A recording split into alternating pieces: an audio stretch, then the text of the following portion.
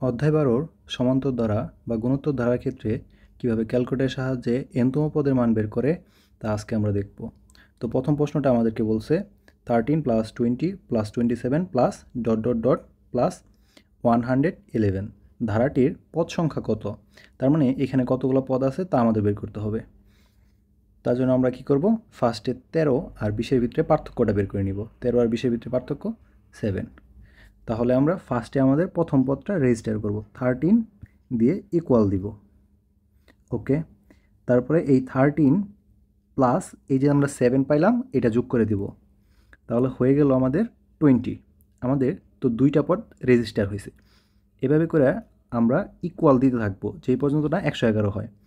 তো আমরা দুইবার দিয়েছি, তারপরে আরেকবার চাপ দিব, 3 বার, 4 বার, 5 বার, 6 বার, 7 বার, 8 বার, 9 বার, 10 বার, 11 বার, 12, 13, 14, 15।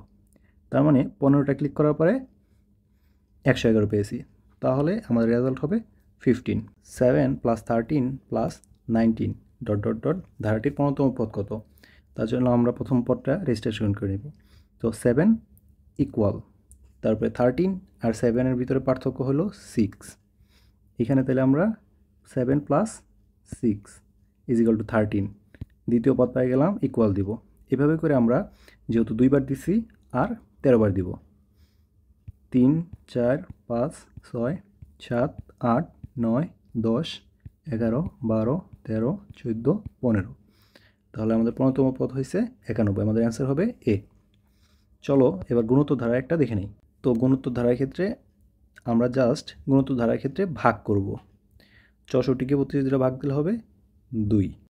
এই ক্ষেত্রে আমাদের প্রথম পদ হবে হলো 64 ইকুয়াল, দ্বিতীয় পদ কী করেছি আমরা 2 ভাগ করেছি, তাহলে ভাগ 2।